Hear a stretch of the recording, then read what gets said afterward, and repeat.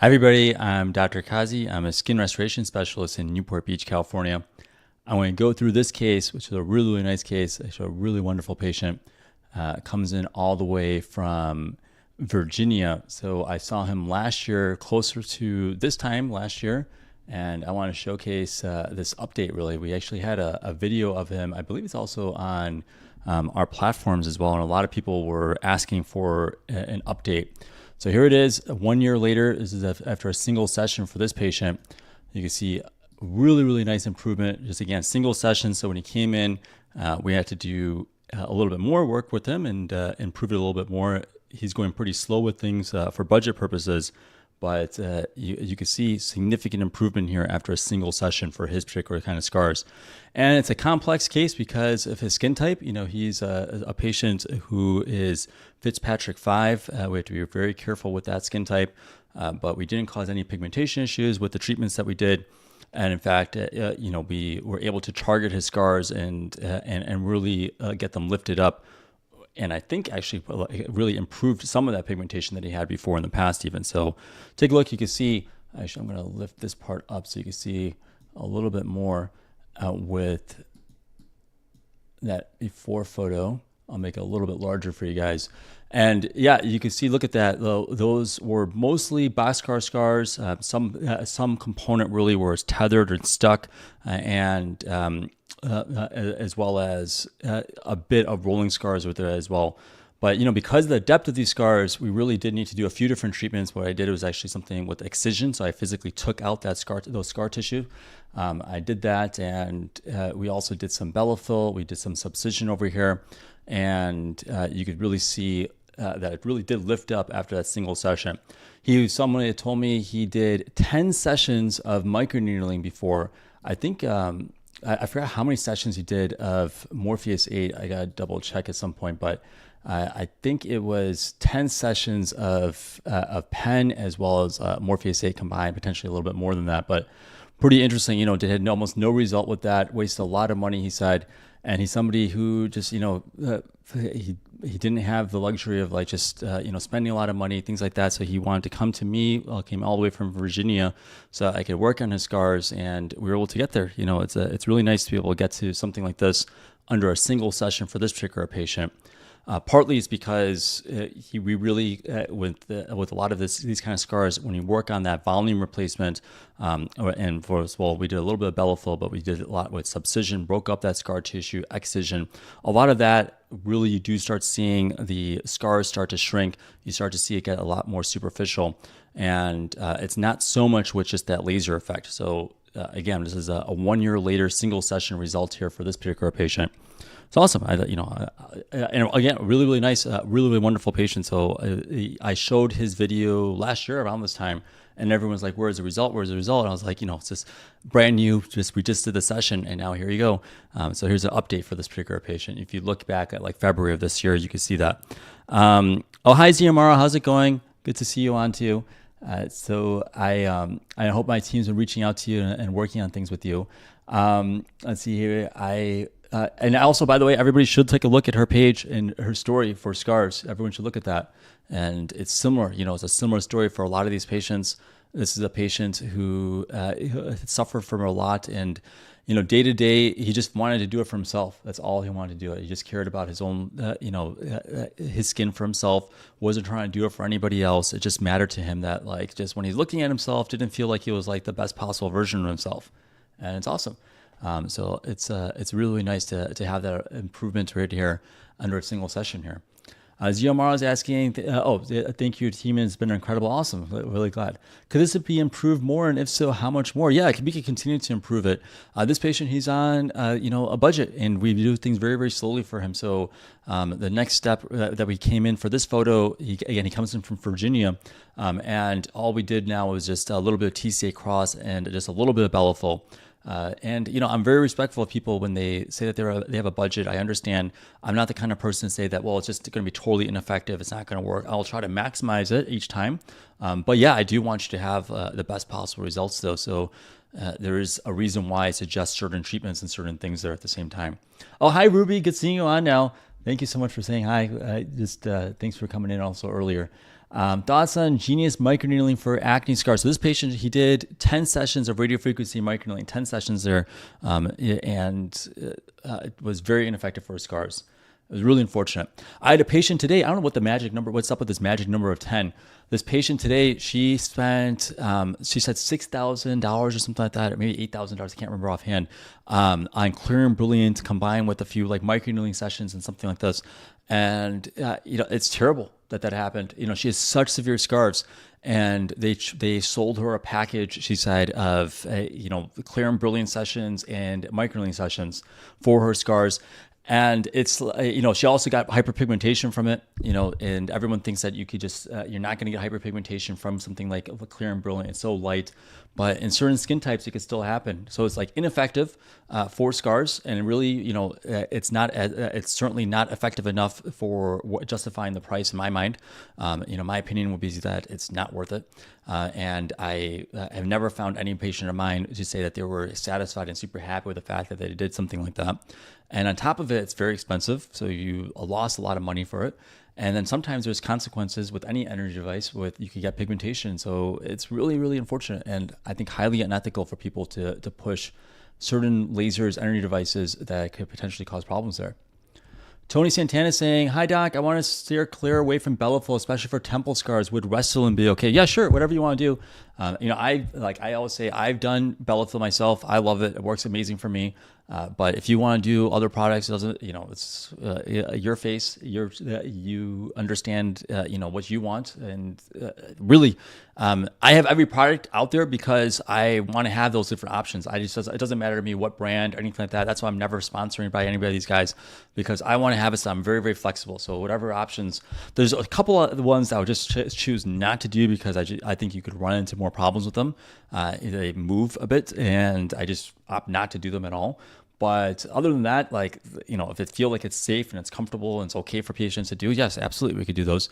And it's your choice, and we could continue to do volume restoration over time. But hey, Masood, how's it going? Hopefully you can recognize this. Good to see you on here. I didn't realize you came on. Thank you so much.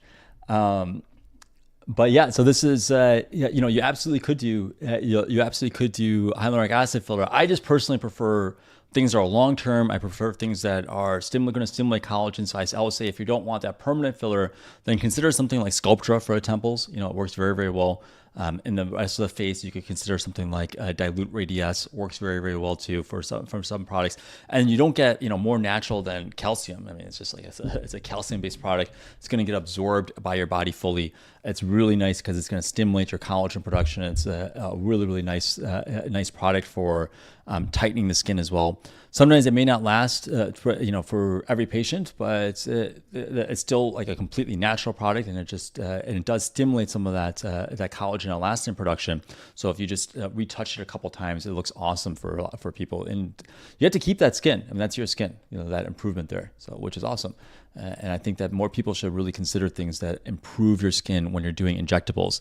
Today, I had two really big cases not big cases, but big cases in terms of like dissolving. I had a lot of people that we dissolved today with the ultrasound. And it's like, both of those patients were saying that they were told that it was just like, their natural anatomy, and they were just aging, and there was so much filler in there still. So I went on the ultrasound, you saw the filler, just went after each of those spots, and immediately you could see that it just significantly improved. Masood is saying, thank you for showing my results. I really love the Bellafill from this past session. Awesome, Masood. Thank you so much for coming on. I didn't realize you were coming on. I appreciate you coming on. And it's, thank you for showcasing that to everybody. You're somebody who also lets us share the results, and I appreciate that for everybody that comes on too, that lets us share. So thank you for that. Because it is really, really nice, especially someone like you. I don't know if you heard me. I was saying that you're such a nice person. And it's like, I know you come all the way from Virginia, so I really want to make sure that we hit it like every single time. And this is your second time, and we worked again for a little bit of Bellafill and a little bit more with TCA. The Bellafill works incredibly well because, especially for these kind of boxcar scars, supporting it is awesome. You want to support the scar tissue so it doesn't just collapse as you lose a little bit of weight in the future. What's your thoughts on Accutane and Tazorac? Well, I usually don't do those together, but Accutane, I mean, I do a lot of prescribing of Accutane for a lot of patients if it's needed. We do that or something like the Accure laser. If we want to really reduce oil production, it works incredibly well. And Tazorac works well too. It's a lot of times better tolerated than something that's an oral medication. Both of these products though sometimes can have a purging effect. You may want to be on, basically you could try omega-3s. Zinc is also something that could actually help with that purging process, and taking Claritin actually could help as well. So consider doing those things. And then what I always say for especially people that are starting retinoids is mix it a bit with a moisturizer for especially for that first week, and you're less likely to actually run into problems with like purging, for example. Do you agree that Accutane is a must for cystic acne? Wish people understood to clear the acne before the scars happen. Good question. I mean, I just think that it's really important to clear your cystic acne. Whether that's with Accutane is debatable. It may be necessary, but maybe you have to do other things before you do Accutane, and it could potentially be products that are going to control your oil production. It could be antibiotics orally or topically. There may be a laser like the Accure laser that we could do instead of Accutane, depending on your tolerance. Like I had many patients that come to me for Accure because they've had liver enzymes that are elevated, they've had hair loss in the past or joint pain, or they're still growing and they're worried about the fact that it may slow down the growth process, growing process. But any of those things are, there's pluses and minuses with all things, and we just have to weigh that with the fact that we want to prevent scars. So the biggest thing in my life is just I want to avoid treating scars. Actually, I love treating scars, but I want to avoid treating scars. So the way to do that is to treat your cystic acne aggressively and take it very, very seriously. And and there's a lot of people on here right now who mentioned before, and Zero Mara mentioned like a week ago that she had severe cystic acne when she was 8 years old. 8 years old, she had severe cystic acne. And so imagine, that kind of process where you have, cystic acne as a little child, and you may not have access to the right medications. And partly of it because, the medications aren't studied in pediatric population too. It's potentially high risk medications too. And so you have to weigh, the chance of acne versus scarring versus the complications that could occur with those medications. It's not like an easy type of solution just to throw something like Accutanes for some people. And the other problem is that it may not be accessible for patients. It's just, it's an expensive medication, and you have to do it every month. You have to do checkups, and it can be difficult to get access to it. And if you're a woman, you have to be on 2 forms of birth control, another additional expense. Sometimes that could cause like hormonal issues, things like that for patients. So, we have to kind of pay attention to it, because it's like, sometimes people judge others for not being on Accutane or treating their scars aggressively or treating their acne aggressively. And it's like, there could be a whole bunch of socioeconomic reasons for it. There could be other reasons why somebody didn't get the chance to treat their scars. And I hope I hope we could actually do that way. I hope we could look at this and get it so it's more accessible for people. I think that one of these days, Accutane, acne, and like cystic acne, it always needs to be basically just treated as an emergency. It needs to be treated as something that it could lead to severe scarring that could last for years and years and years. We have to treat it like that. That's the only way that we could actually solve this, so we could prevent serious complications and the expense that comes with that. So personally, that's what I would recommend for a lot of patients if they have severe cystic acne. But if you don't have access to it, try to do topical. Biocheming, how's it going? What was used here? We did TCA Cross, we did Subcision, we did laser resurfacing, and we did some Bellafill for this patient. So we did a few different steps over here, and it looks like the patient said that he's on here right now, so I could say that he's on here, which is nice. And we have a video actually of his. A lot of people were asking, what do we do when we did the video, and where's the result? And so we saw him again a year later, and we were ready for, we saw him now, and we were ready to do a next step, which was, for in his case, a little bit more Bellafill and TCA. At some point, we'll be able to do more and just kind of slowly work on it and improve it. It's awesome. Just continuing chipping away and improving scars. It's not like something that you have to do, just like rush it. I always tell people that they want to rush it, that you do have to sometimes just kind of accept the fact that you've lived with these scars for years and years. And it may take a year and a half, 2 years even, to be able to get to that improvement. It may take a while. How long between the two pics and how many sessions? So this was the first photo was taken February of last year, and then I just saw him a few weeks ago in January. It's basically close to a full year really for him. And he's on here right now. You could actually say hello. He was saying hi to us. Really, and then the next step, we just continue to get improvement by placing a little bit more Bellafill in there, doing a little bit more TCA Cross, ideally doing a bit more laser at some point. All those things are going to actually help us so that we could get that improvement there. But yeah, this is 1 year improvement essentially after a single session. Really, really nice, for patients that fly out. I try to maximize it as best as we possibly can. It's really important to me. I want to get this so that we could get like the best possible results every single time. And there's a way to do it. It's just, there's a way to do it consistently. There's a way to really get this so that we could get, that kind of result over and over and over again. It just depends on the patient's skin type. It depends on your way of like making sure that you don't get sun exposure afterwards. Which most of my patients are really good with, but I just say it though. But just, pay attention to that. Like be really, really good with sun exposure afterwards. Don't pick up like a smoking habit suddenly, things like that. And I think we could, even depending on how severe scars are, we could ultimately still get to the goal that you're trying to achieve. As long as you're like shooting for, it's less visible to people. The goal is that I want this so that other people are not noticing it. I want it so that after a certain distance, it's not as obvious. You're still going to see this particular patient's scars under like a flashlight. If you look at it like that, under angled lighting, you're still going to see some of those scars. You can still see some of that texture there, right? And that's okay. That's acceptable. But day-to-day lighting, that's not the normal lighting right there. Like day-to-day lighting, it's not visible, and that's awesome. JL is saying, my atrophic acne scars are red. What does it mean if they are still red? Did you just do a procedure or did you just recently have acne? A lot of times there's still a little bit of post-inflammatory erythema and after acne, and we may have to go after that with a laser potentially, but the first step is usually something like topical, like azelaic acid, for example. Lychee Peachy, how's it going? Your name always rhymes. I always like saying this here.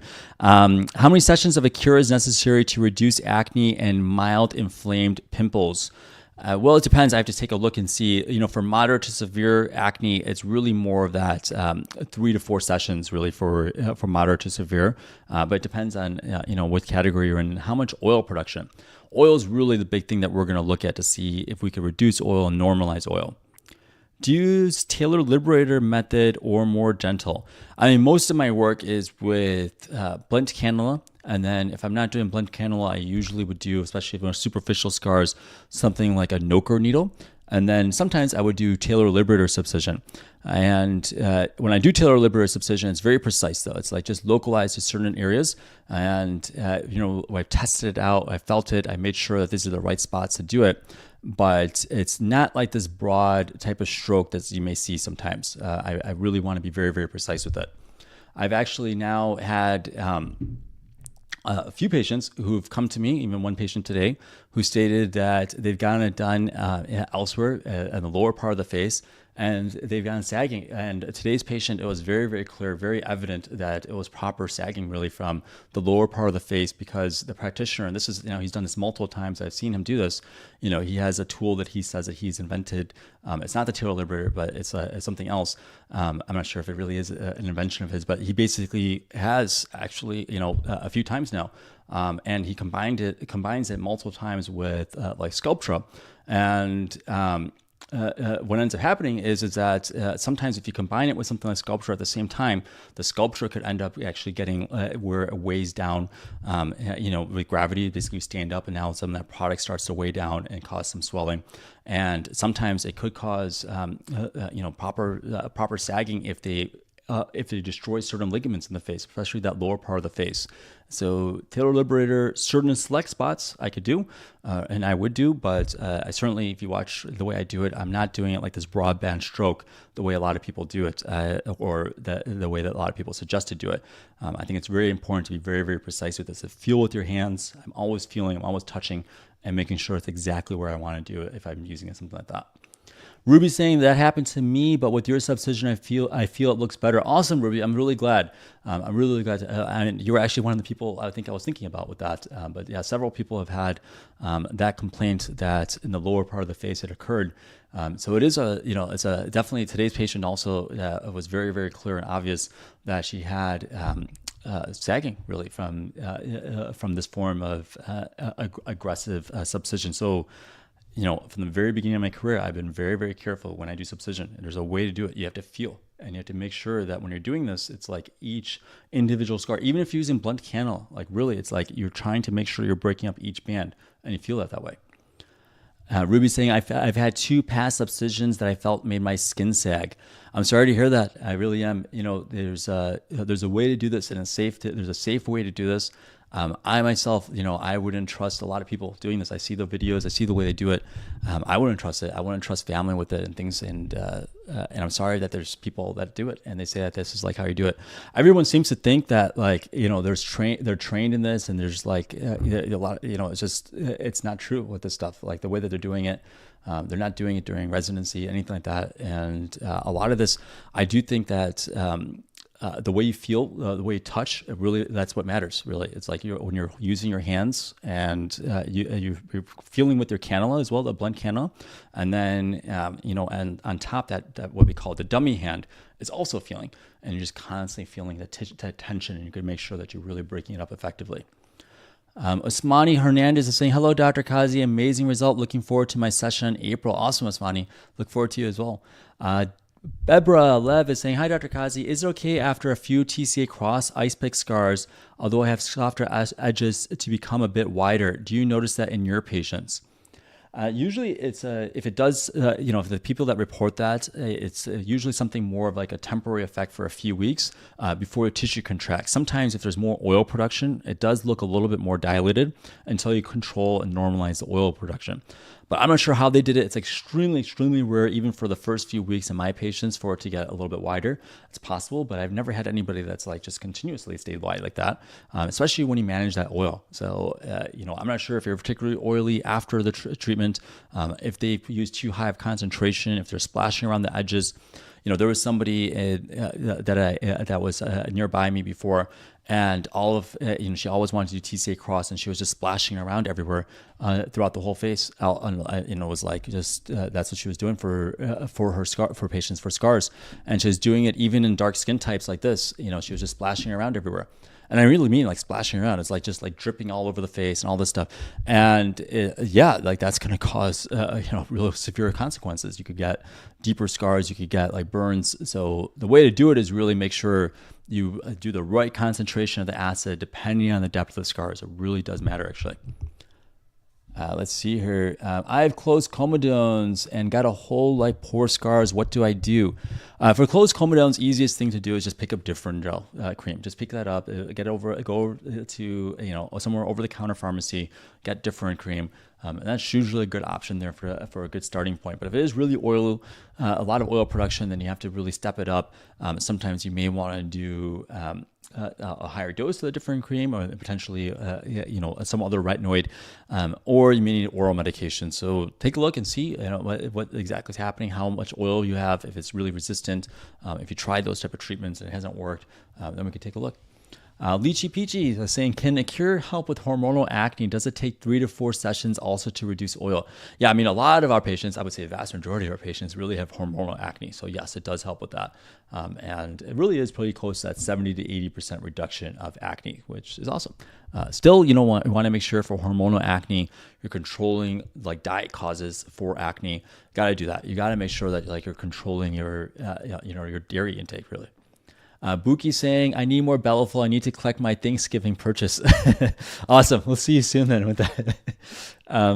Mrs. Jones is saying, hello, doctor. Can you help with large pores and acne pitted scars? Yeah, that's what I do all day long. I'll be happy to help you with that.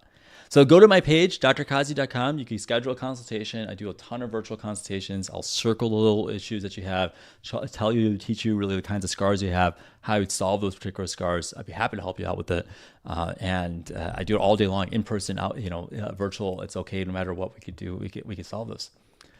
Does Accure help with pores? It helps reduce the pores a bit because this is an oil production. It can help with that. But there's something with pores that I sometimes have to see, because sometimes pores are actually scars. And if there's scars, we have to do other treatments, potentially like TCA Cross, excision, and it's really variable, like what people consider to be the pores. But oil production, yes, it could help reduce some of that. It'll reduce the diameter of it. But you may need to do other treatments afterwards, like a retinoid, like it's just a topical retinoid or so. SF is saying, are significant boxcar scars on the forehead hard to treat using your method? On the forehead, actually not so bad, actually, interestingly enough. It's not too bad. On the nose, it can be really challenging, though. Boxcar scars on the nose are one of the most challenging spots, I would say. On the forehead, no, not too bad, actually, surprisingly. Because, a lot of times on the forehead, just a little bit of volume can go really a lot further than people expect. Lychee is saying, can I buy an Accure package from your website before I schedule an acne scar consultation? Yes, you could. Yeah, you could do it that way. Laura is saying, how would I get rid of a big portion of hyperpigmentation on my chest? Laser, is it permanent? It depends on how it's caused, what caused it really. I'm not sure. Is it something that's new? Is it a birthmark? Is it something that was a burn? All different reasons why you should get that evaluated. But if it's just something that's like from sun exposure, a little bit of mild sun exposure, just use sunblock. And you could do Eucerin's anti-pigment cream. Works very well for just mild body hyperpigmentation. How common are sculptural nodules? Have you seen it happen? I think extremely uncommon with the dilution that we use now. Extremely uncommon. It depends also the depth that people inject it in. I inject deep unless it's in the temple area, but really, really uncommon. I haven't had any in my practice. And in fact, I just feel that a lot of people don't really report that there's much of an issue with that. Like patients, I haven't really heard too many people complain about that recently. In the past, there was a different dilution that they were recommending. And I think with that dilution, it was possible to get more of those lumps and if you didn't massage it. JL is saying, my atrophic acne scars are deep and red inside. I didn't do any treatments. Are my scars fresh? Most likely, yes. It's possible those are fresh, newer scars. Let's take a look. A lot of times if we could work on fresh, newer scars, we could get a more robust collagen response. So I'll be happy to take a look and see, especially early on. It's really nice if we could do that and tackle that really early on. What TCA percentage is usually used for ice pick scars? It really depends. It's like I could go from anywhere from 30 to 90% or so. Really, it depends. Pam is saying, wow, that's amazing. So it's possible to see significant results after one session. Probably there were multiple treatments in that one session. Yeah, there were multiple steps in that one session. That patient was just on here earlier, though. Actually, you could have asked him as well. But yeah, we just did a single session for us, and it was a single combination session. And this is 1 year later after that result. Can you use the Accure laser and treat acne scarring in the same session? Yes, depending on severity of your acne. Usually, I'll do it more for like mild oil production, more than like acne. But we definitely want to make sure that the acne is under control before we do something like with scars. Is radius or sculpture reversible if anything happens, such as granulomas? Well, I think, if you're worried about granulomas, probably radius is probably a better option potentially. It depends on what you're trying to shoot for. I think you're out talking about the temple area. I usually don't love, even unless you do a very dilute form of radius in the temple area. But I would do more hyaluronic acid fillers. Granulomas are extremely, extremely low, actually lower chance than even hyaluronic acid fillers. Most of the chance of granuloma is actually with a lot of times bacteria seeding over the skin, and sometimes in rare cases an autoimmune condition. So if you don't have that, if you keep it very clean as I do, very low likelihood. Angie, how's it going, Angie? Angie's saying, hi, Dr. Qazi. So happy that I was able to see you last week for ultrasound-guided filler dissolving. Finally started to look like the old, younger-looking me. Definitely need to see you again for another session. Really, really glad to hear that. I had 2 really good cases actually for ultrasound dissolving today. And I love the fact that, you're already seeing that improvement. Like today's cases, they had so much filler and they were telling me that people were telling injectors and stuff, were telling them that there's no filler left in them. It's just their face. And it was like, there was so much filler still there. And we went after each of those individual pockets, and immediately you could see some improvement there. There was like this heaviness that was there before for. And younger patient, she was like 26 years old, one of the patients, and it was like there was like this heaviness that was going on there. They had placed it also in the jowl area, which I'm not sure why people are placing like filler in the jowl area.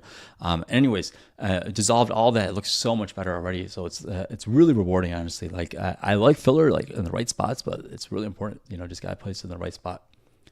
Is radiofrequency microneedling good for ice picks? So this patient, he did 10 sessions and it was not helpful. He had boxcar scars and some ice pick scars. It was not helpful for that. I would not really recommend it for that. Do you also treat papular scars? Is it hard to treat? Not super hard. No, it's not. I do it all day long. I mean, every day I would probably treat somebody with papular scars. I use a CO2 laser usually to smooth it down, and then we have to flatten it out with usually some silicone tape afterwards. And a lot of times I'll place a dilute form of steroid through the laser channel holes also. You may have to repeat that though, because it does have a tendency to get a little bit thick again, especially if there's oil production. So sometimes I place patients on like a low dose of Accutane if I'm treating the papular scars, especially if it's like your number one problem. I want that oil under control. Oil, big problem. Do you think beef tallow works? I don't know. I'm too scared to try it. You go ahead and give it a shot. I don't know. Like I didn't want to break out, so I didn't try it. I was looking at it. I was one point. I was like, maybe I'll try it for you guys, see if it works or not. And I'm scared for it. I don't know. I had a lot of patients on here that were saying they broke them out and stuff. So if it was fine for you, let me know. But I've been worried about it. I don't know. And then like everybody that was pushing it had like an Amazon affiliate link or something like that, and they're trying to push it there. Do you plan to look into excision-based scar revision? That seems to be the best solution out there. Yeah, I mean, that's what I did, even for this patient. There's a lot of that. I do a lot with excisions, and you're absolutely correct. In the right case, it could be really great. If it's a deeper scar, I do it really, this is something very important. You may hear me say during consultation, but the excisions along the nasolabial fold are riskier because there's a little bit more tension. But if it's more lateral, yeah, we consider doing it. If it's a deep enough scar, it's awesome, actually. We could take that out. It does get more superficial if it's there's less tension on that scar. And, it looks a lot of times pretty close to scarless, which is awesome. Do I think beef tallow would work for scars? I don't think so, but like I said, give it a shot. It's like, I think it's pretty cheap. I think there's some vitamin A in there, may help a little bit with oil production. But I don't know. I've been worried about using it. If you feel, has anybody tried beef tallow? Does anybody know if it's been helpful for them? What do you guys think? Anyone helpful finding that beef tallow is working for them? Applejack's saying, do you consult and train fellow derms? More need to be trained. Yeah, I trained 2 last year. And this year, at some point, I'll train a couple more that were kind of on the list of people who were requested. I'll be happy. I'll be happy to train people as they go along. It just depends. I'm pretty busy, and I want to make sure that I could do and optimize it for what we're doing. But yeah, I tell people I try to keep this open source. Really, I want this this is this is the way to do it. This is the way to do it at a really high level. It was really important really for me to get that out there. I want everybody in the world to know that there's a way to do this very, very well. And this poor gentleman who flies all the way from Virginia and who's been on a budget is telling me that, he did 10 sessions of radiofrequency microneedling for these kind of scars. It's really unfortunate. And my other patient today, she spent $6,000, I think, to $8,000 on clear and brilliant and microneedling sessions and did nothing for scars and caused pigmentation issues. So get anything out of this. I want people just to know that there's a whole nother way of doing this.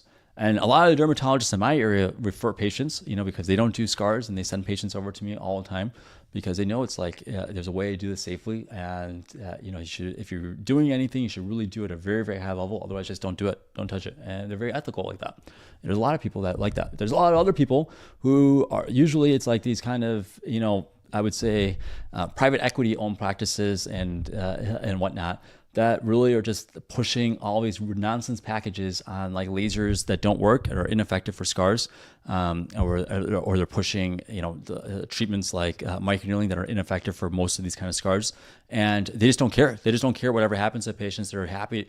I had a person. It was a plastic surgeon. No joke. This is an actual, real, true story. And he told me he was actually proud of the fact that he had a patient who was living in her car, and she purchased $40,000, at least I think $40-something thousand for body lipo. He made her he was happy that he sold this deal, and he's bragging about it, that he got this patient who's living in her car. He got her to do a $40,000 treatment, a lipo treatment.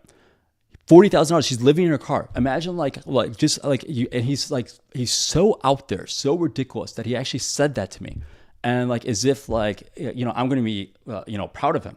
And I'm looking at it I'm thinking this is disgusting. It's absolutely disgusting to me.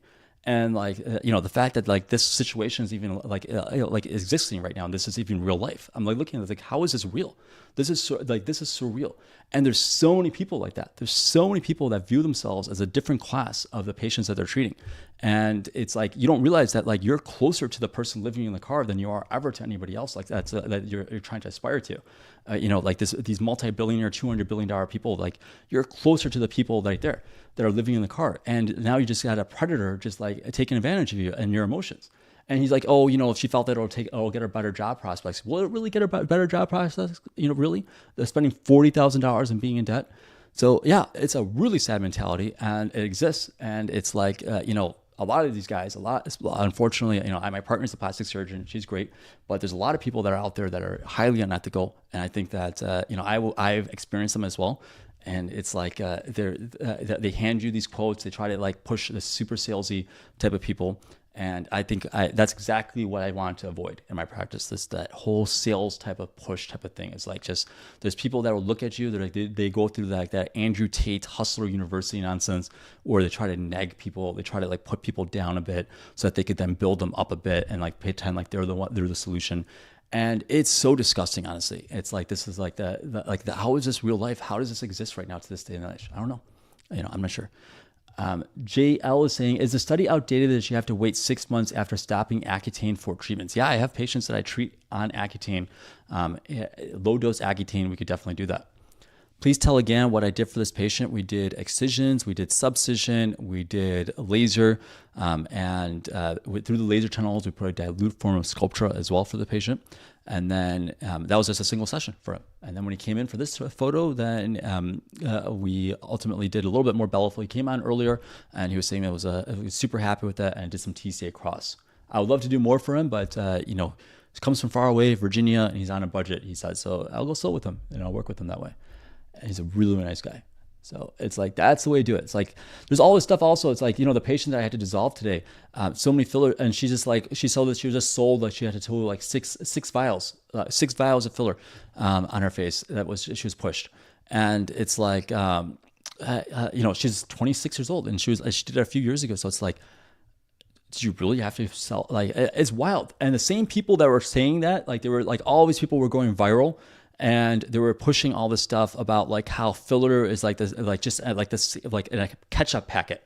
They're it's a ketchup packet, and that's all it is. The same amount of fillers in a ketchup packet. And it's so disingenuous and dishonest and manipulative, because when you actually look at it, the way the filler works, it expands.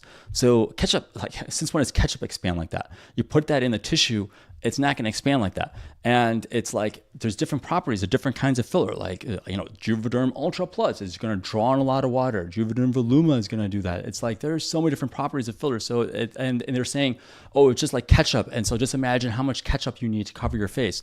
And it's so, and those same people now, because now they're the pendulum swung the other way. Now they're trying to talk about how you have to be natural, and now you have to be oh, how they do a natural look. And you look at them they're super puffy. And that ketchup analogy didn't last too long, huh?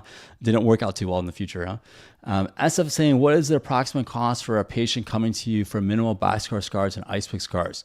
I'm not sure. I don't know what the cost would be. I have to take a look and see. It may not be as minimal as you think. It may even boxcar scars could be more complex than you think. So probably, just definitely need to see you, but it may need more work than you may expect, though. Boxcar scars are a lot of times much more complex. Dahlia is saying, does boxcar scars or does Bellafill work on boxcar and rolling scars? I've been to South Coast Med Spa, and they said it doesn't only on ice pick, but this patient has boxcar scars. I'm not even sure what they're referring to at that. Are you sure? I'm not even sure if that's exactly what they said or not. I can't say whether or not that's true that they said that, but you're saying, that's what they said. It's kind of the opposite, really. It's boxcar scars and rolling scars is where Bellafill would help the most, but you do want to really make sure that you break up that scar tissue really effectively. And, there's very, very few people in the world who break it up effectively. I'll just say that. if you understand what I mean. So just, break it up effectively before putting in something like a permanent Bellafill or something like that. Angie saying, what do you recommend for rosacea type scars, puncture scars, and mild melasma? A lot of times those are still TCA Cross, and we got to control the rosacea though better. We got to control the rosacea. Abed is saying, is the online consultation covered by insurance? These are elective cosmetic procedures still. I mean, I wish it wasn't. It shouldn't be, but it is elective cosmetic procedures. Talk to, your insurance companies, try to get that fixed. I doubt they're going to do anything at this point, though. I don't think so. All right, guys, I am a little bit overboard my time, and so I will see you again tomorrow. I saw a bunch more of those questions. I know there's like a litany of questions, which I appreciate. And thank you so much, Confetti. I'll see you in April then too. And appreciate everybody. Thank you all for